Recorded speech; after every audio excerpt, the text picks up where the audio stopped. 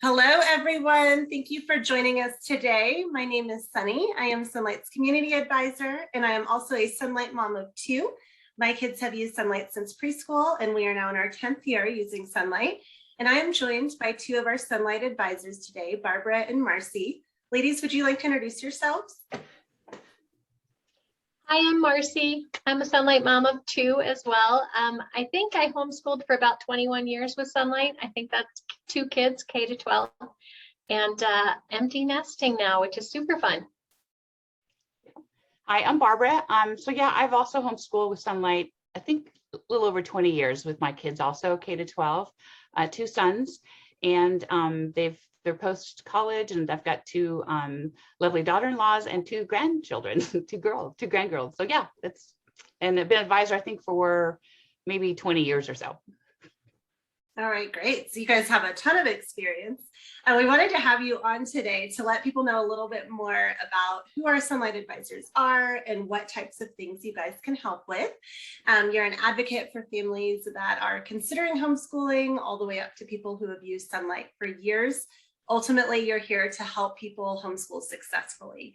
So let's kind of start by answering some of the questions you hear most frequently as Sonlight advisors. So somebody who's starting out, or maybe they've had kids who have used Sonlight for a while, but they're trying to determine next year's curriculum, or maybe their kids are being pulled out of school this year and they're trying to determine curriculum. What are the steps they should do to figure that out? We have a ton of different programs. So how do you help them narrow that down? Yeah, I can start with that. So first thing you want to do is you want to determine what subjects you want to use with Sonlight. We have so many. We have the big all subjects packages, which is literally all subjects in one package. We also sell math separately, or science. So you really want to look first at what you want to order from us. And then from there, you just go to the different parts on the website. You can order by grade, which is going to be the all subjects package. You can order by subject, if you just want, say, a science program or a math program. And you can also order by level, which is going to list both the all subjects packages and also the history, Bible, literature. So there's different ways to really navigate our website depending on what you're looking for. I think it's good to know too that we have placement tests on the website. So you can do a placement test for reading, language arts, and math if you have elementary kiddos. And I always advise people, when you're looking for a history level, to really look at those age ranges. When you shop by level, they're listed by age range. And because we're talking about literature, that age range is really important to the maturity of the material. And I would also check out the About section on the website. Read about our method. Find out if that's a good fit for your family. Yeah, we've got two great articles, Marci, right? We've got the 20 reasons not to buy Sonlight, which is an amazing article, and then the 19 reasons why families love Sonlight. And that'll give you a good overview of Sonlight's educational philosophy to see if it lines up with yours, and if you don't have one, because you're just starting, it's a good skeleton to really determine, what's going to be right for your family. Mm-hmm. Great. Yeah. And we also have FourDay and FiveDay programs. What are the benefits or advantages to using one program over the other? I'll start with that one. So the FourDay and the FiveDay, most people will ask, am I missing out on anything? And how much longer does a 5-day day take than a 4-day day? So I think it's good to know that there's about the same amount of work in a 5-day and a 4-day. We didn't just take the work from a 5-day and smush it into 4 to give you 4 longer days. The main sequence is the same between the two, so I don't think you're missing out on a whole lot of content. The 5-day has more time, so you may spend more time or go a little deeper in some areas, but the main content should be pretty much the same. And we're not suggesting necessarily that you only do school 4 days a week. I like to frame it as we're scheduling Sonlight 4 days a week. That 5th day can be used for lots of things. It can be used for your field trips or your co-op, or to catch up on things, give you some flexibility so that if you didn't get to something, you always have that day. So there's a lot of ways to use the 4-day schedule in a 5-day school week. Yeah, some people, they want those extra books. They're like, oh, what am I missing out? So we do sell them under the additional items tab for each package. So a lot of parents will buy those books on the side, not have a schedule for them, but just read them, whenever they've got time. So, but those are definitely, a lot of people do that because they don't want to miss out. Yeah. I'm definitely one of those. I don't ever want to skip a Sonlight. All the books. Yeah. So Marci, you mentioned the age ranges earlier for the History Bible Literature programs. So if you are teaching more than one student, how do you choose if you combine them, or what is combining maybe not a good choice on one of those programs? How do you make that decision? If you don't know what combining is, the first thing I would direct you to is the video about homeschooling Sonlight with multiple students on the website. It's a little cartoon video. It's super good explanation of why we do that, how we do that, how it all works.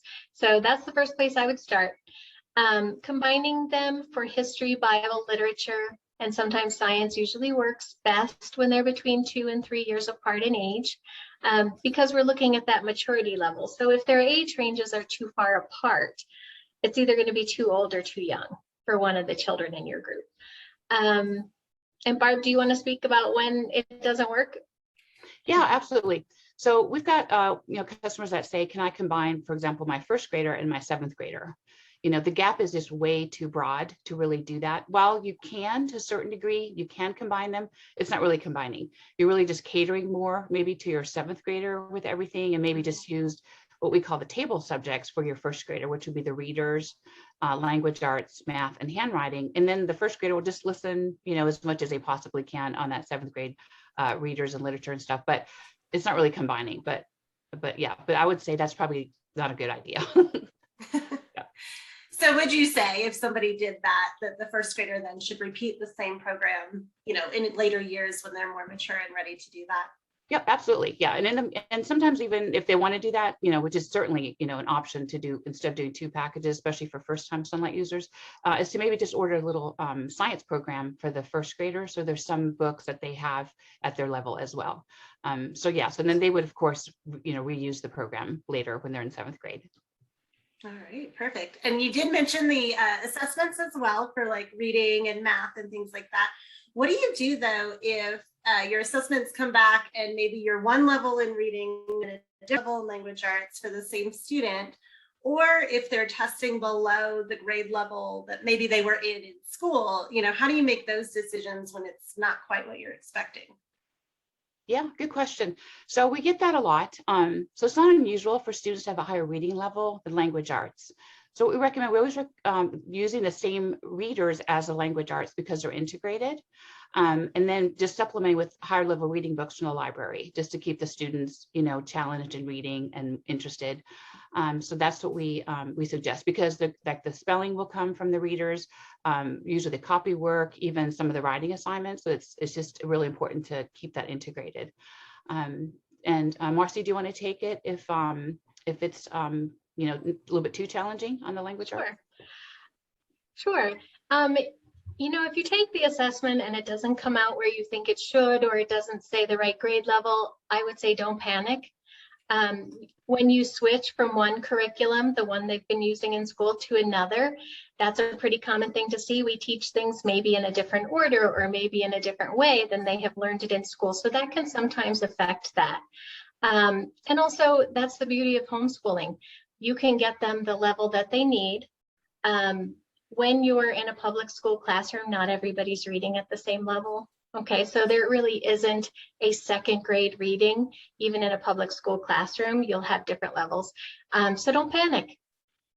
Yeah, and I'll add also that on those placement tests, like we expect you to read the questions to your child, and also they maybe even explain some of the terminology, because like Marci said, it might have been something different, or maybe they just don't remember, a particular, part of writing mechanics. So it's okay for the parents to explain something to the student. And also if they're maybe reading at grade 3 level, but they happen to place in the language arts, in their 3rd grader, language arts 1, our language arts program are spiral. So it's going to review it every year. So it might be okay to start with the grade 2 or the grade 3, and maybe they just need a little extra help along the way. Because Sonlight's going to review this all the way through, I think it's level W, where we're going to have grammar and all that. So it's okay that the student doesn't know everything right from the get-go. Okay, great. And if you're still trying to decide, let's say you are kind of hovering between levels or something like that, can one of you explain, or both of you explain, what our sample policy is and how you might be able to actually touch and use curriculum and see what's going to work best for your family? So every program has a 3-week sample. You'll find that by going to the product page, and there are several gray tabs underneath the product picture. One of those will say samples.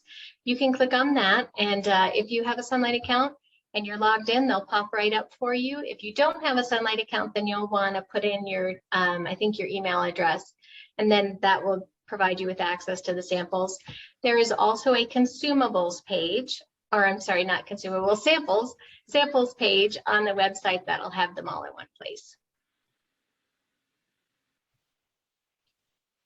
All right, great. And how do you teach with Sonlight? Are there lesson plans, tests, videos? I know for somebody that's maybe brand new to Sonlight, they don't know what our IGs are, any of that. Can you kind of give a brief description, synopsis of what the curriculum looks like and then how people would use it to teach? Yeah, certainly. So Sonlight's a literature-based program. Okay, it's not online, it's not workbooks, it's not boring textbooks, as we like to say. It's going to be literature-based. We include all of the instructor's guides in your packages for you. So there's nothing you have to invent. You don't have to write any lesson plans. Everything is literally spelled out for you every single day. So we say, if you can read, you can teach. It's that easy. All the answers, answer keys, everything included. So literature-based means it's books. It's like real books, books. And for example, like you might be reading, Johnny Tremaine for American history, or Charlotte's Web in the younger years. The thing with Sonlight is the history in the younger levels from K through B plus C, history, Bible, literature, B plus C. The history books are going to be, the history will come only from the history books. The read alouds that the parents read out loud, they are not tied into the history at this level. And the readers that the kids read at that level are not integrated with the history either. Starting with D and all the way through W, that's when things change, where the read alouds that the parents read and the history books and the readers that the kids read, everything is fully integrated with the history. So that's a key thing to remember when choosing that not everything is tied in together in the younger levels. I was going to show you one of these. Let me grab it. Perfect. I love examples. Yeah. So this is your Sonlight Instructor's Guide. The one that you will get won't be bound like this. It'll go in your blue notebook. But, okay, where's my schedule page? Oh, I grabbed one that doesn't really have a schedule page. Okay, Plan B. Okay, there we go.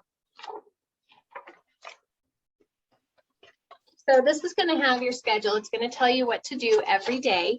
It's going to give you notes, math assignments. It's kind of not holding together very well for me, but it's going to give you notes, math assignments, timeline assignments. So it's really open and go. You open it up, you read down your column for that day, and it tells you everything to do. It tells you the questions to ask. It tells you where to find things on the map. So you don't need to prepare anything. We've done it all for you.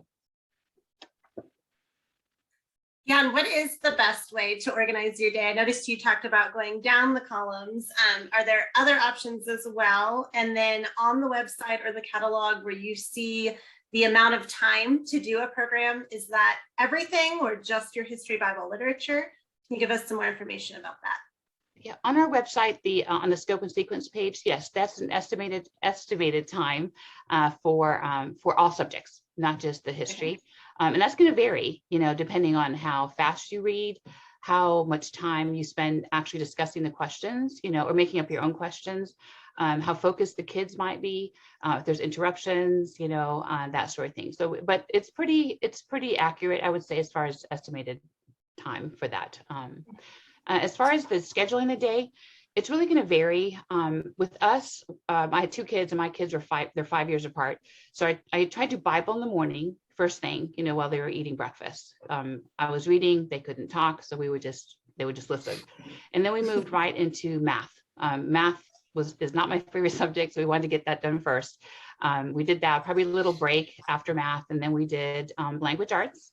That was not their favorite subject, so we did that next. And then we did probably a short break, a little snack, because you want to get hungry and cranky. That doesn't make for a good school day. So then we did science before lunch. That was always fun for them. And then we, of course, ate lunch. And then usually the read alouds we did in the after lunch, or even if the day got away or I had something else I needed to do after dinner, or on the weekends, bedtime story reading. So that's kind of roughly how we tried to schedule our day most years. Our days were a lot looser. So I'm not a morning person. And so that was the beauty of things for me, is that, sometimes we didn't jump in right away in the morning. Sometimes the kids were involved in something that I thought was worthwhile, and they could continue to do that. And then we'd start school after lunch. But I think what you will get to know how your children work best. So I scheduled my day differently for my two children. I might work on math first thing with one and not until the afternoon with the other, because of just how they worked and when they were best able to do that subject. So yeah, you can kind of play around with it, find out what works best. We did the same thing, take your books to the park and let dad help you with the reading at bedtime, and, find a groove that works for your family. Yeah. I'll add for high school, that's what we did, Marci. My kids, my sons, they love to sleep. So Right. they would sleep till, I didn't really care. I didn't care what time they got up. They might sleep till 10 or 11, and they might stay up till 2 o'clock in the morning doing their schoolwork. And I really didn't care. I was like, as long as it was done, it doesn't matter. It was just kind of getting them prepped for college anyway, because they kind of had to figure out their own time management. So yeah, we had Right. a pretty loose for high school. Absolutely. If you're coming from a public school environment, I think that's really makes a lot of people nervous, and it's hard to get your head around the fact that it doesn't have to look the way that it has always looked for you. So yeah, I just think you need permission to try things and to see what works best for your family. And your school doesn't have to look like a public school, but it also doesn't have to look like any other homeschoolers. It can look like the school that's best for your family. Yeah, exactly. Yeah. I think that's great. Yeah, that you guys pointed out the flexibility, and even from year to year. I know in our homeschool life, we have done the same thing. When my daughter was younger, we started earlier, and as she's gotten older, now I just tell her by a certain time, be done. And if she wants to sleep in and wait longer, she can. Then my son needs a little more one-on-one attention. So yeah, it's just learning what's going to work best for your child, and how long that takes. It really is very dependent on the kids too, I think, in your schedule. Right. If it's taking way longer than the time that we recommend, that's when you need to call an advisor. Because, kindergarten shouldn't take 6 hours. And if you're finding that that's happening, call us and let us talk you through kind of what's happening and see if we can, whittle that time down into a more reasonable time frame. Yeah, and I think that's a great point too, that you guys are available throughout the year, not just when people are choosing curriculum, right? So if something was working and then isn't working now, they can call you at any point, and you guys can walk them through their situation. Oh, absolutely. Yeah, we do that all day long, and there's all different reasons, and the dynamics change in the home.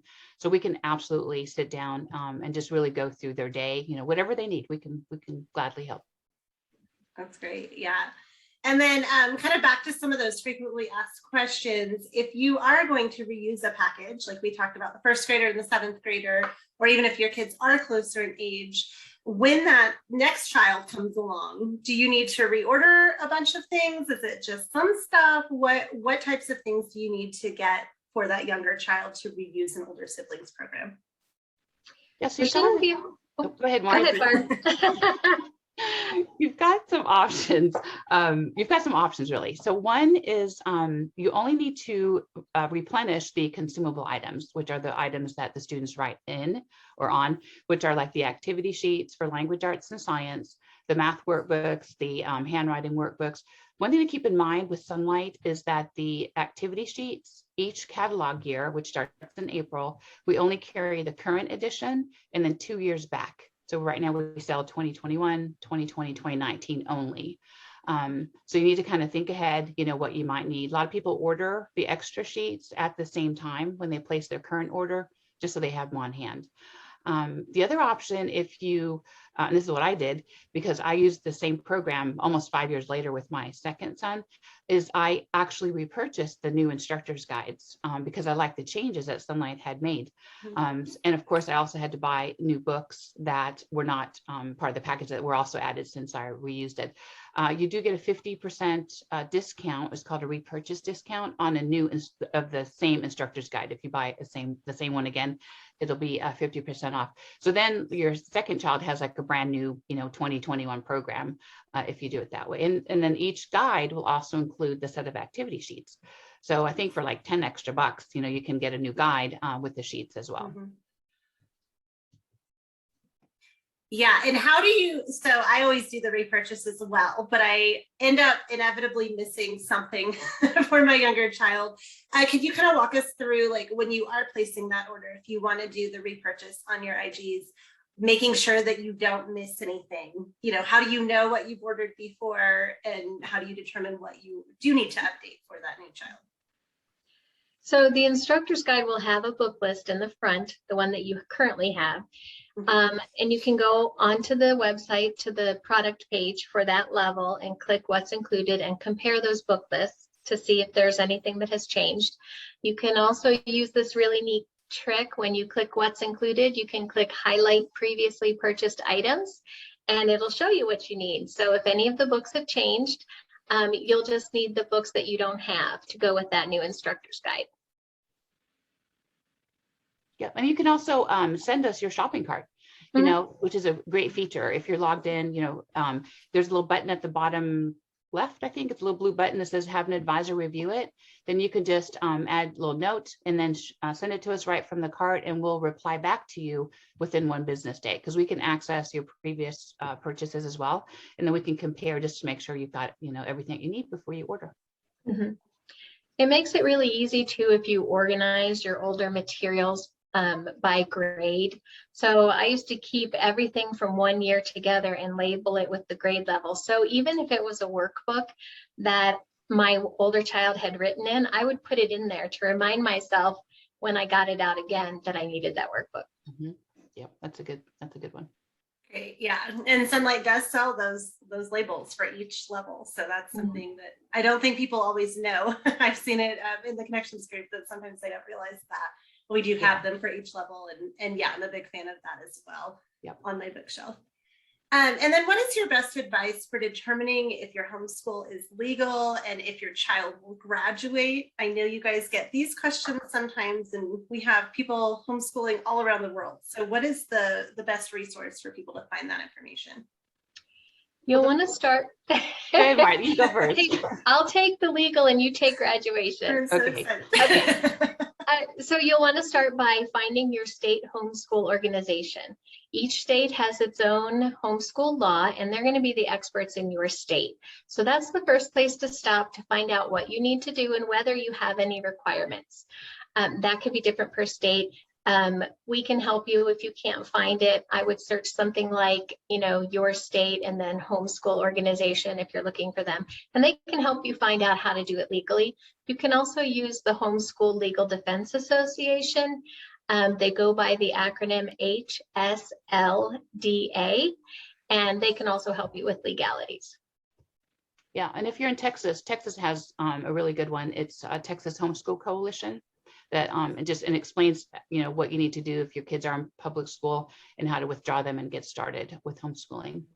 So as far as graduation, again, you want to look at your state requirements of what you need to teach at the high school levels to make sure you met all your requirements for high school. If they're college bound, what we did is with my kids, we actually visited the colleges that they were, because they kind of had an idea what they wanted to do when they were like freshman, sophomore. They didn't go to those colleges, but like for their major.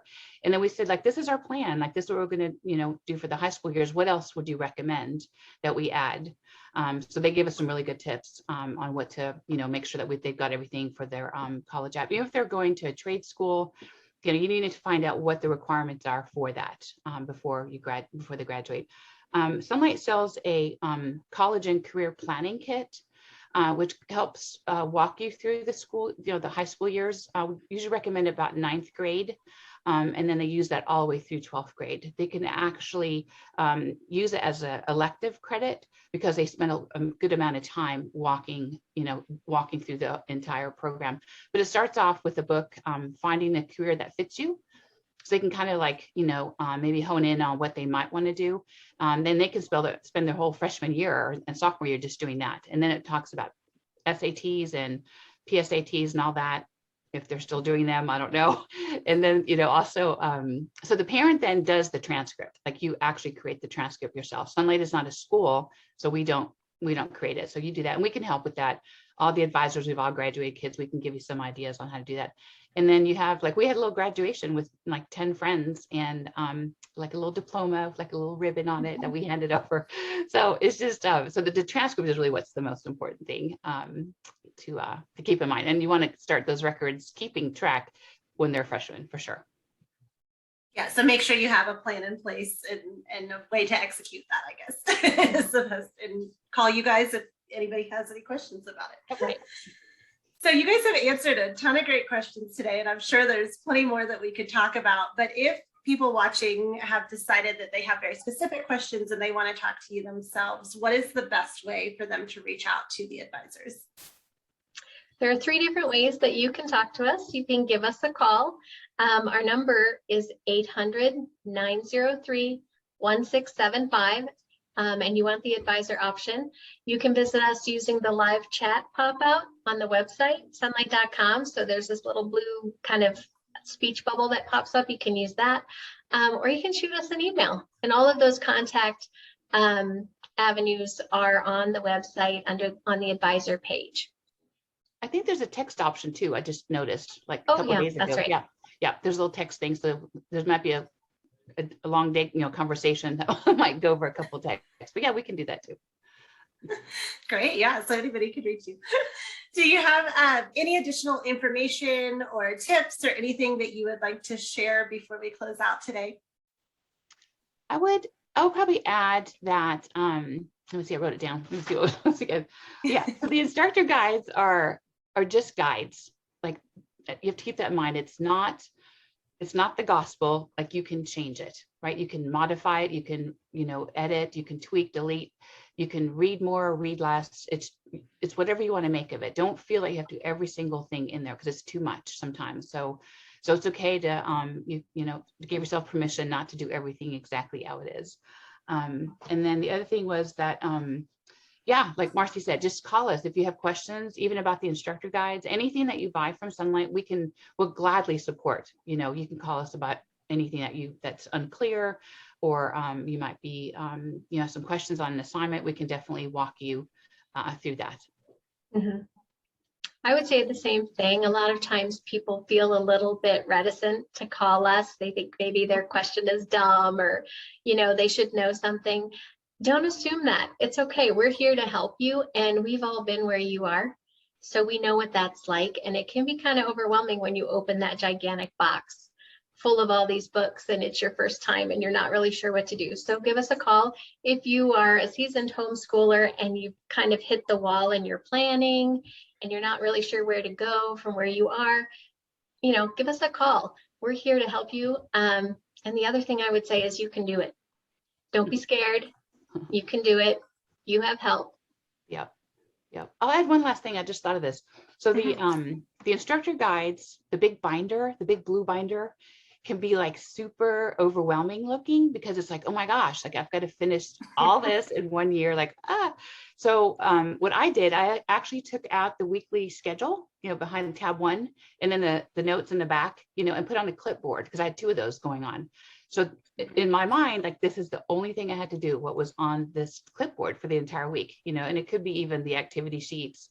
Sometimes I put those in a separate little binder, but then it was more, I guess it was more of a like, oh, this is all I have to do. And then I would put that back at the end of the week and then put the next week on there. So it's just more manageable in my mind that I could get it done. Right. I think that's a great tip. 1 week at a time. Yeah. I know for me, I don't even pay attention to days anymore necessarily. I just check off, okay, we did this and this is where we'll pick up tomorrow. And yeah, if you break it into smaller chunks, I know for me personally, that has made a huge difference. Yeah. Oh, never mind. Just lost the thought. Oh, I know what I was going to say. You know, homeschooling is not all about the academics. You know, there's a huge part of homeschooling that's relationship with your kids. And so I just want to encourage you guys not to forget about that. Sometimes we get so wrapped up in making sure we check all the boxes and do all the things that everybody's just cranky. And that relationship piece is so important. And that's what you're going to look back on when you're in the same position as Barbara and me. You're going to look back on that relationship time that you had with your kids. Yeah. And take time off for yourself. You know, you're with your kids all day long, every day, all day. So, you know, it's okay to go out with your girlfriends out to dinner, and the husband can take care of the kids at home. Just have them in bed by the time you get back, right?